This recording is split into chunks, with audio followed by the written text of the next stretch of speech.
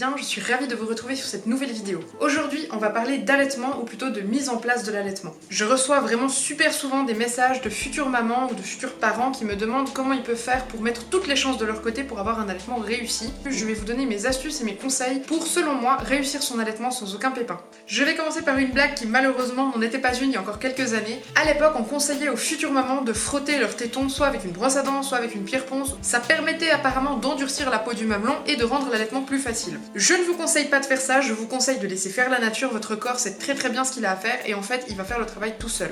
Le premier conseil que je peux vous donner, et je crois que c'est le meilleur de toute ma vidéo, c'est de bien vous entourer. Il y a plein de gens qui vont venir vous donner des conseils, qui vont venir vous donner des astuces, qui vont essayer de vous pousser dans une direction ou dans l'autre, qui vont essayer de contredire vos choix, et moi ce que je vous conseille fermement c'est de vous entourer d'un conjoint qui est complètement de votre côté et qui est à l'aise avec l'idée d'allaitement, et d'une amie, d'une maman, d'une sœur, d'une tante ou d'une professionnelle de l'allaitement qui sera à même de pouvoir répondre à toutes vos questions et surtout de vous guider dans votre propre choix sans essayer de vous faire changer d'avis. L'allaitement c'est un vaste sujet, on a chacun sa propre expérience et je crois que c'est vraiment important de pouvoir s'entourer de gens qui vont pouvoir vous permettre de faire votre propre expérience mais avec des bons conseils. Et c'est toujours bien d'avoir le numéro d'une professionnelle de l'allaitement dans sa poche au cas où la mise en place de l'allaitement ne se passe pas comme prévu, au cas où il y a un frein de langue, enfin voilà, si vous avez la moindre question, c'est bien d'avoir quelqu'un que vous puissiez contacter en cas de souci. Je vous parle des professionnels de l'allaitement juste après dans la vidéo. Contrairement à toutes les idées reçues qu'on entend encore aujourd'hui, toutes les femmes, ou presque, peuvent allaiter. Il y a vraiment un très faible pourcentage de femmes qui ne sont pas en mesure d'allaiter parce qu'elles n'ont pas de lait ou que sais-je. Même si vous avez les seins ombiliqués, si vous avez des gros seins, si vous avez des petits seins, si vous avez eu 3 enfants, 0, en général, vous allez de toute façon pouvoir allaiter, ça ne fait absolument aucune différence. D'ailleurs, même les femmes qui ont fait une augmentation mammaire ont en général fait l'opération de manière à pouvoir conserver leurs canaux et du coup elles peuvent quand même produire du lait. Après c'est clair que c'est au cas par cas,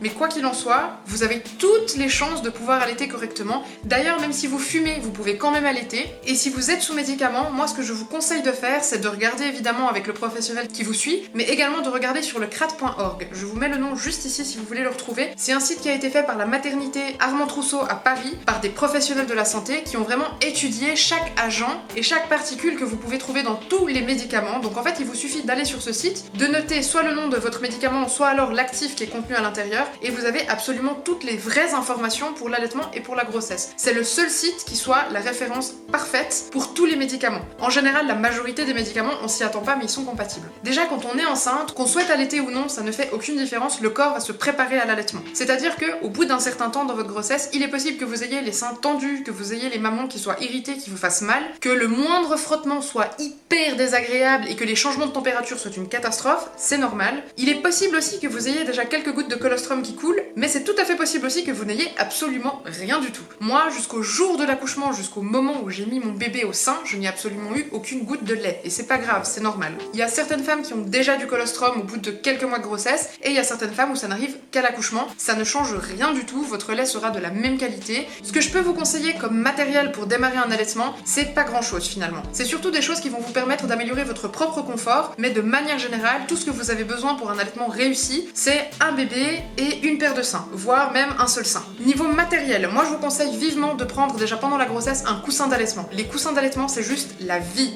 Moi, il s'est pas passé une minute de mes grossesses où j'étais pas enroulée dans mon coussin d'allaitement avec le coussin qui passe sous mon ventre, entre mes jambes. C'est vraiment hyper confortable. Ça permet vraiment aussi de trouver une position où on est bien, ce qui est assez rare pendant la grossesse. Du coup, ça peut éventuellement sauver vos nuits jusqu'à l'accouchement. Et pour l'allaitement, c'est hyper pratique parce que vous soyez couché, assise, à genoux, n'importe quelle position, c'est assez bien d'avoir le coussin d'allaitement pour pouvoir vous caler un petit peu comme il faut ou caler bébé dans vos bras. Nous, on a encore 3 coussins d'allaitement actuellement alors que Nao va avoir 2 ans et on les utilise absolument tous. Ce que je vous conseille aussi, c'est de vous munir soit de brassières d'allaitement si vous portez pas de soutien-gorge, soit alors de soutien-gorge d'allaitement qui soit confortable. Ce qui se passe au moment de l'accouchement, c'est que vous allez avoir la montée de lait qui est assez imposante et vous allez avoir un max de fuite. Moi personnellement, je parle en connaissance de cause, c'est-à-dire qu'il doit y avoir approximativement une centaine de nuits où mon chéri et moi on s'est réveillés noyés dans mes flaques de lait parce que j'avais eu des fuites et que ça a complètement débordé des compresses d'allaitement. Enfin bref, du coup quoi qu'il en soit, je vous conseille d'avoir soit des brassières, soit des soutiens-gorge d'allaitement. C'est juste un conseil que je vous donne comme ça parce que moi c'est comme ça que j'ai fonctionné. Et il vous faudra bien évidemment des coussinets d'allaitement. Les coussinets d'allaitement, vous en trouvez en version lavable, vous en trouvez en version jetable. C'est vraiment selon vos propres envies. Moi j'en ai pris des lavables parce que je trouve beaucoup plus simple et beaucoup moins cher, parce que j'en ai consommé énormément, parce que j'ai allaité hyper longtemps et du coup j'étais bien contente d'avoir des coussinets d'allaitement que je pouvais glisser dans mon soutien-gorge et ne pas avoir des fuites en permanence et ne pas avoir des taches sur les vêtements en permanence. En plus le lait, à partir du moment où c'est séché, ça laisse des auréoles blanches, enfin bref, c'est pas beau du tout.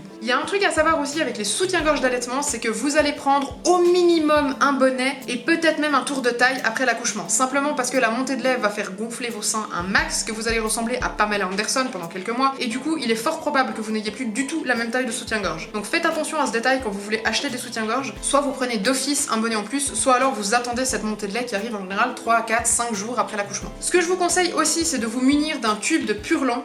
C'est une crème qui est à base de lanoline, qui est une crème et qui permet en fait de soulager les tétons au moment où vous avez des débuts de crevasses ou quand la succion fait vraiment mal les premiers jours, parce que oui, l'allaitement c'est pas toujours agréable, en particulier les premières semaines, et autant votre propre lait c'est ce qu'il y a de mieux pour cicatriser les plaies, les crevasses, etc.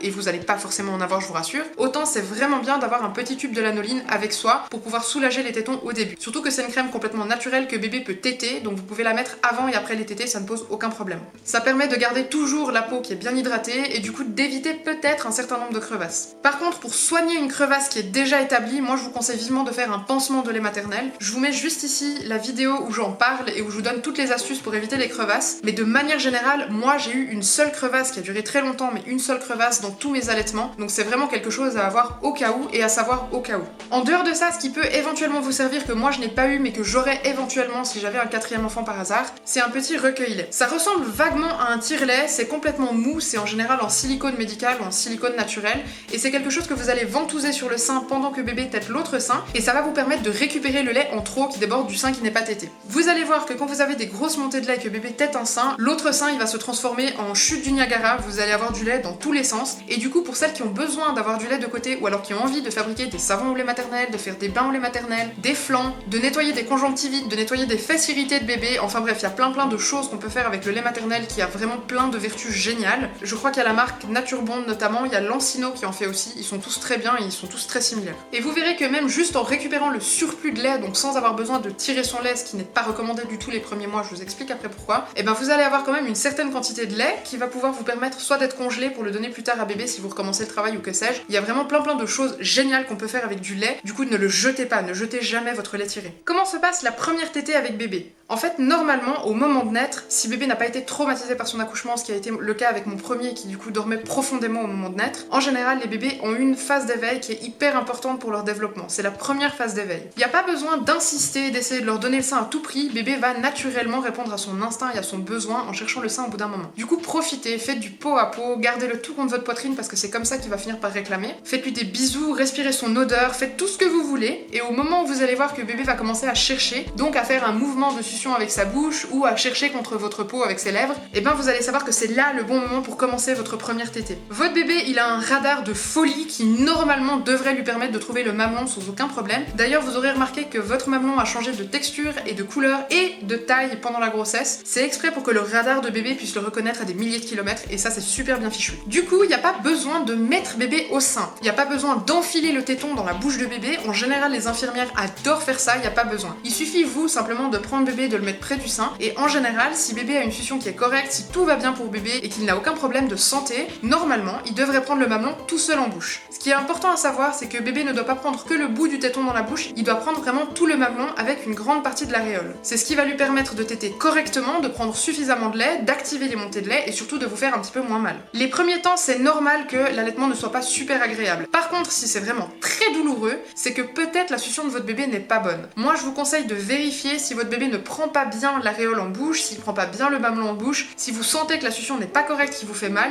il faut absolument aller soit sur le site de la Leche League, soit sur le site de la LBLC, où vous avez des professionnels de l'allaitement qui vont pouvoir répondre à vos questions et pouvoir voir si la succion de votre bébé est correcte. Il est possible que bébé ait un frein de langue, un frein de lèvres, quelque chose qui l'empêche de téter correctement et que du coup il faille vérifier. Donc si bébé ne tète pas correctement, c'est pas votre corps qui est mal fait, c'est pas le corps de votre bébé qui est mal fait non plus, c'est juste qu'il y a un problème qui peut être réglé. Du coup, n'hésitez pas à demander des conseils à des professionnels de l'allaitement. Je vous mets juste ici le nom de la LBLC et le nom de la Leche League et je vous laisse dans la barre d'infos de la vidéo les liens directs vers leur site où vous allez pouvoir trouver par région toutes les conseillères en allaitement qui vont pouvoir vous aider. Mais c'est vraiment important, même avant l'accouchement, d'avoir toujours au cas où le numéro d'une de ces personnes avec vous parce qu'elles sont vraiment de bons conseils. Je sais que vous êtes entouré de médecins, de sages-femmes, d'infirmières. Quand on vient d'accoucher, on est vraiment entouré de personnel médical qui est compétent. Le problème, c'est que chacun est compétent dans son propre domaine. L'allaitement, ce n'est pas le domaine des pédiatres, ce n'est pas le domaine des infirmières, ce n'est pas le domaine non plus des sages-femmes, à part certaines qui ont été formées à la LBLC après coup. Mais du coup, chacune fait avec son expérience personnelle et avec les quelques heures de formation autour de l'allaitement qu'elle a eu pendant toutes ses études. D'ailleurs, si le professionnel de la santé qui vous suit vous conseille de compléter votre bébé alors que tout va bien, de lui donner du sucre alors que tout va bien, de compter les heures avant de redonner à téter, de ne pas donner à la demande. Enfin bref, si vous avez des conseils qui vous semblent un petit peu étranges, de nouveau, c'est une bonne idée d'aller vous renseigner plutôt auprès de la Leche League ou auprès de la LBLC qui elles ont des bons conseils. Pendant les premières tétées, il y a quelque chose que je vais vous dire qui n'est pas drôle, mais moi personne me l'a dit et j'aurais bien voulu être au courant. Vous allez vivre des tranchées. Les tranchées, c'est des douleurs qui sont en fait des contractions utérines qui sont très très fortes, qui peuvent correspondre aux douleurs de l'accouchement. Et vous allez vivre ça pendant 2 à 5 jours. Vous allez avoir, quand vous allez mettre bébé au sein, quelque chose d'hormonal qui va se déclencher et qui va créer des fortes contractions utérines qui peuvent vous faire vraiment mal. Les tranchées, c'est quelque chose de normal, c'est quelque chose en fait qui permet de nettoyer votre corps. Quand on vient de vivre une grossesse de 9 mois et quand on a accouché, il reste des fois un peu de sang, il reste des caillots, et c'est ces contractions utérines, donc les tranchées, qui vont vous permettre de nettoyer votre corps pour pouvoir repartir sur un cycle neuf d'ici quelques mois quand vous aurez votre retour de couche. Donc c'est normal, tenez bon, ça va pas durer, mais c'est vraiment pas agréable. Au moment où vous allez avoir vos premières gouttes de lait, en fait ça sera des gouttes de colostrum. Le colostrum, c'est un lait qui s'appelle aussi l'or jaune et il porte très très bien son nom. C'est un lait qui va être légèrement jaune, qui sera un petit peu transparent, qui n'aura pas du tout la même texture que le lait que vous aurez ensuite. Et c'est le lait qui est le plus important pour le bébé. Le taux de protéines et d'immunoglobine que vous trouvez dans le colostrum, il est 100 fois plus élevé en termes de valeur que dans le lait que vous aurez dans quelques jours. Du coup, c'est vraiment un lait qui est super important pour le bébé, qui a aussi un effet laxatif, ce qui va permettre du coup à bébé d'éliminer le méconium qu'il aurait encore dans le ventre. Et c'est un lait qui va pouvoir tapisser l'estomac de bébé pour le protéger d'éventuels virus, d'éventuelles infections. En fait, il va vraiment transmettre tous les anticorps de la mère au bébé et du coup, c'est un lait qui est super important. Le colostrum, il joue aussi un rôle important dans l'équilibre et dans la stabilisation de la glycémie et il aide énormément la régulation de l'immunité du nouveau-né. Bref, c'est vraiment de l'or en barre et du coup, c'est pour ça que souvent on vous dit que si vous ne voulez pas allaiter même quelques heures, quelques jours,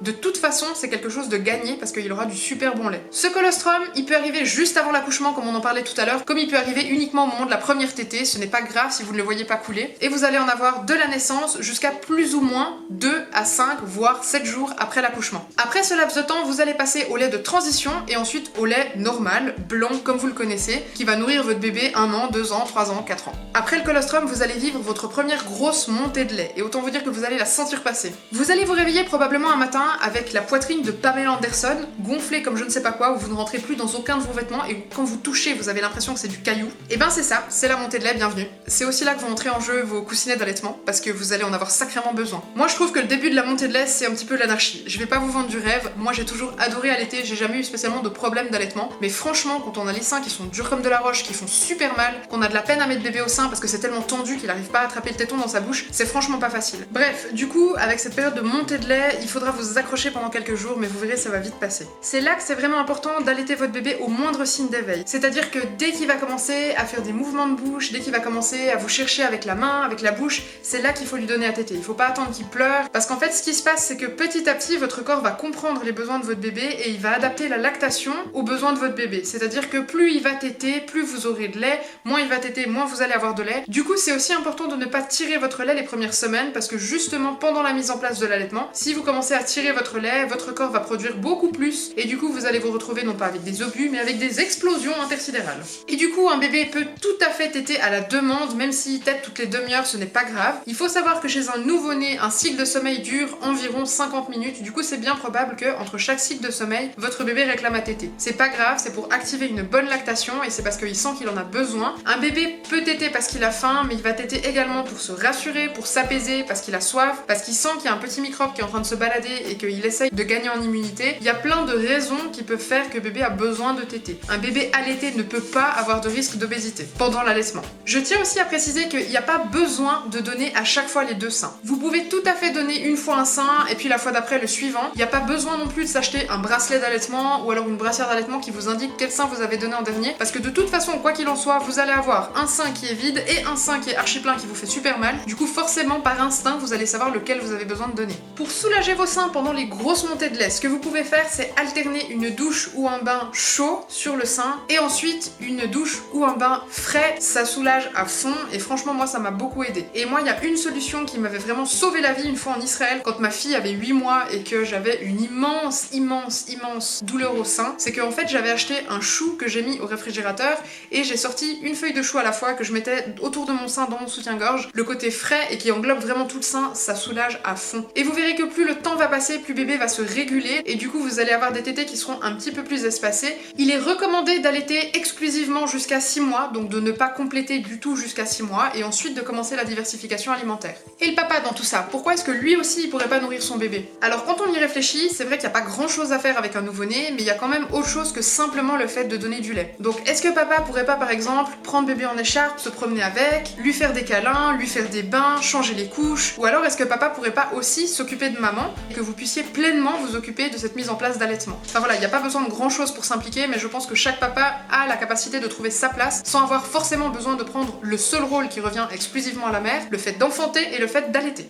Moi je sais en tout cas que mon chéri il a trouvé très facilement sa place de papa, simplement parce qu'il était présent et parce qu'il avait envie de créer un lien avec son enfant. Il a jamais eu besoin de donner mon lait ou de donner un biberon à bébé pour se sentir pleinement papa, et que du coup il y a plein d'autres possibilités de trouver chacun sa place. D'ailleurs, on évite les biberons quand on allaite, surtout quand on est en début d'allaitement. Quand on donne un biberon, il est possible que bébé fasse une confusion synthétine. Une confusion synthétine, c'est-à-dire que le bébé va préférer la succion du biberon à la succion du sein, simplement parce qu'en fait le débit sur le biberon est beaucoup plus facile à avoir que le débit sur le sein maternel. Du coup, c'est possible que si bébé a une fois, 2 fois, 3 fois un biberon, il fasse une confusion et il refuse obstinément de prendre le sein pour préférer largement les biberons. Vous avez plein d'autres alternatives qui existent que je vous mets juste ici si ça vous intéresse et qui vont vous permettre, si vous avez besoin de vous absenter, eh bien vous pouvez utiliser quelque chose de cette liste-là que j'ai trouvé sur le site boobs.fr et que vous pouvez retrouver très facilement aussi. Et ça, c'est tous les récipients dans lesquels vous pouvez mettre votre lait et qui vont éviter que votre bébé fasse une confusion synthétine. Un bébé peut faire une confusion synthétine après 1 mois, après 2 mois, après 6 mois, après 1 an. Encore un détail qui a son importance, c'est que vous allez vivre des pics de croissance. Votre enfant, tous les multiples de 3, donc 3 jours, 6 jours, 9 jours, 3 semaines, 6 semaines, 9 semaines, 3 mois, 6 mois, 9 mois, va vivre des pics de croissance. Les pics de croissance, c'est un moment où les besoins de votre bébé vont se modifier. Il va falloir que la lactation se modifie elle aussi, c'est-à-dire que le lait va changer de consistance. C'est des périodes pendant lesquelles votre bébé va réclamer à 100%, il va avoir besoin d'être au sein presque constamment. C'est une période, ça dure 2 jours, parfois 3 jours, parfois 4 jours. Ces périodes-là, elles sont nécessaires pour le bon développement de votre allaitement, mais aussi pour le bon développement de votre enfant, et du coup c'est vraiment important de lui donner à la demande. Si vous ne lui donnez pas à la demande, il risque d'y avoir un peu moins de lait, du coup ça va énerver encore plus bébé, et il risque de moins réclamer et de finir par demander autre chose que le sein maternel. Du coup vraiment, pendant ces pics de croissance, continuez à donner à la demande, dans la limite de vos capacités évidemment, parce qu'il faut pas non plus vous effondrer de fatigue. C'est bien possible que ce soit une période pendant laquelle bébé va s'énerver un petit peu au sein, il va devoir adapter sa succion à la nouvelle lactation, et du coup c'est bien probable que pendant 2-3 jours, il s'énerve au sein. C'est pas grave, ça veut pas dire que vous manquez de lait, ça veut juste dire que c'est un pic de croissance. Pour les futures mamans qui ressentent le besoin de se rassurer et qui ont envie de lire des livres, moi il y a 2 ouvrages que je peux vous conseiller. C'est le manuel très illustré d'allaitement que je vous mets juste ici, et vous avez aussi L'art de l'allaitement maternel qui a été écrit par la Leche League et qui est un super livre qui pourrait devenir votre bible de l'allaitement. Quand on allaite notre premier enfant, on s'inquiète très souvent de la prise de poids. Ce qui est compliqué, c'est qu'avec un bébé allaité, on ne peut pas se fier aux courbes de poids. Les courbes de poids d'un bébé allaité ne sont jamais les mêmes et surtout, elles ne sont pas du tout les mêmes qu'un bébé qui est au biberon. Du coup, je crois que le principal pour se rassurer, c'est déjà d'arrêter de peser votre bébé tous les jours. Pesez-le maximum une fois par semaine. Moi, je n'ai absolument jamais pesé Nao et il va très bien. Et les points que vous pouvez vérifier pour voir qu'il y a une bonne prise de poids, c'est de vérifier que la peau reste élastique, qu'elle n'est pas déshydratée, que votre bébé est vif, qu'il a des moments d'éveil qui sont importants, qu'il remplit bien ses couches d'urine et que vous lui donnez quand même régulièrement à téter. Dans tous les cas, si ces points-là sont remplis, en général, votre bébé est en bonne santé. C'est clair que s'il y a une légère prise de poids ou alors que ça stagne pendant quelques mois, c'est pas vraiment grave. Votre bébé, il peut pas être sur tous les fronts en même temps. Donc certains mois, il va grandir, certains mois, il va grossir, certains mois, il va avoir une nouvelle acquisition et du coup, il va pas pouvoir se concentrer sur la prise de poids. Par contre, s'il y a une perte de poids, là, c'est clair qu'il vous faut faire confiance au pédiatre et regarder ce que eux vous conseillent. Je vous parlais tout à l'heure d'un bébé qui remplit ses couches d'urine. En effet, un bébé qui est allaité peut très bien ne pas aller à selle pendant 2 semaines, c'est normal. En fait, la majorité du lait va s'éliminer plutôt dans les urines et du coup c'est bien possible que votre bébé, sans avoir mal au ventre, sans exprimer le moindre inconfort, ne va pas faire caca pendant 10 jours voire 2 semaines. C'est pas grave. Le seul truc où il faut faire attention, c'est si votre bébé commence à avoir beaucoup de gaz et que vous voyez qu'il a le ventre un peu tendu et qu'il se sent pas très bien et qu'il se plaint.